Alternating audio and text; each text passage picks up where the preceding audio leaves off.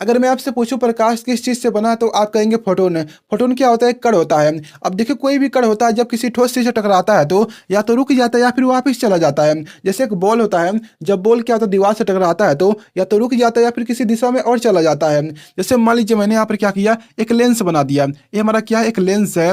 अब इसी तरह से मैंने यहाँ पर क्या किया, एक धातु को बना दिया। ये क्या है? कोई धातु मान लीजिए, जैसे लोहा हो गया, जैसे लोहे की चादर हो गई। तो इस तरह से अब मैं क्या कर रहा हूँ, इस पर प्रकाश को डाल रहा हूँ, तो इस तरह से आया प्रकाश। अभी आपने कहा प्रकाश फोटोन से बना होता है। फोटोन क्या होता है? एक कण होता है। अब देखिए, कोई भी कण होता है तो ये हमारा क्या है? लेंस है। अब लेंस जो है, लेंस का जो सरफेस है वो ठोस है। तो कण क्या होना चाहिए था? यहाँ पर रुक जाना चाहिए था फोटोन का कण, या फिर किसी और दिशा में चल जाना चाहिए था। लेकिन ये क्या हो रहा है, सीधे इसके अंदर जाकर बाहर निकल जा रहा है। ऐसा क्यों?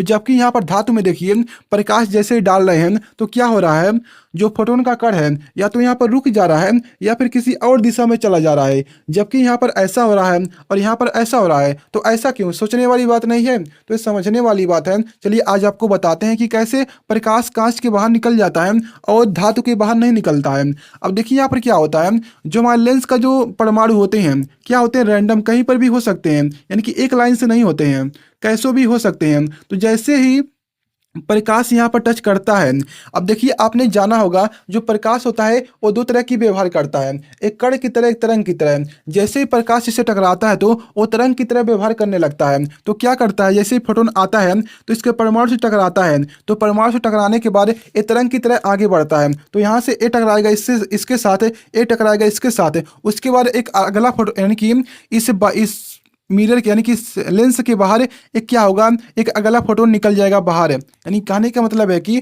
फोटोन इससे टकराएगा, उसके बाद इससे टकराएगा, उस तरह से टकराते टकराते जो फोटोन होगा वो बाहर निकल जाएगा। यानी कि जो इस तरह फोटोन है वो डायरेक्ट इस तरह से नहीं आता है, यानी कि सीधे नहीं इसके पार आ जाता है, बल्कि इसके टकराने के बाद इस तरह टकरा कर एक नया फोटोन बनकर बाहर निकलता है।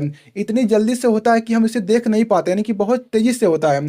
अब आप कहेंगे जब इसमें परमाणु इस तरह से हैं तो इसमें भी तो परमाणु हैं, तो इससे भी तो बाहर निकल जाना चाहिए था प्रकाश, धातु से भी, तो इसमें क्यों नहीं निकलता है? जैसे मान लीजिए इसमें भी परमाणु होते हैं, लेकिन इसमें जो परमाणु होते हैं एक लाइन से होते हैं, यानी कि जो धातु में क्या होते हैं, एक लाइन से परमाणु व्यवस्थित होते हैं, तो इस तरह से होते हैं। लेकिन इसमें भी तो जो हमारा फोटोन है वो टकरा कर बाहर निकलना चाहिए था, तो इसमें कहीं नहीं, क्यों नहीं निकल रहे हैं? तो इसके पीछे का मेन रीजन क्या है, इसमें क्या होते हैं, मुक्त इलेक्ट्रॉन होते हैं। क्या होते हैं? मुक्त इलेक्ट्रॉन होते हैं।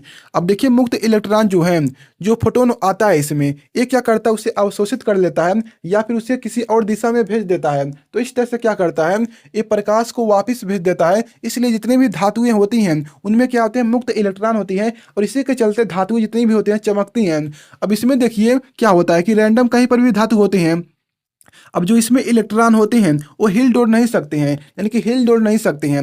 अब मेन बात यह है कि इसमें क्या होते हैं, मुक्त इलेक्ट्रॉन होते ही नहीं, ना के बराबर होते हैं। इसलिए प्रकाश क्या होता है, सीधे जाता है और निकल जाता है। और इसमें क्या होता है, मुक्त इलेक्ट्रॉन होते हैं, और इसमें क्या होता है, इलेक्ट्रॉन गति कर सकते हैं, इसलिए तो धारा हमारा प्रवाहित होता है। तो इस तरह से प्रकाश हमारा क्या होता है, मुक्त इलेक्ट्रॉनों की वजह से प्रकाश इसके बाहर नहीं निकल पाता है, और इसमें क्या होता है, बाहर निकल जाता है, क्योंकि इसमें मुक्त इलेक्ट्रॉन होते ही नहीं है। तो इस तरह से हो गया। तो आपको वीडियो कैसा लगा कमेंट में जरूर बताएगा। तो मिलते हैं इस तक नई वीडियो में।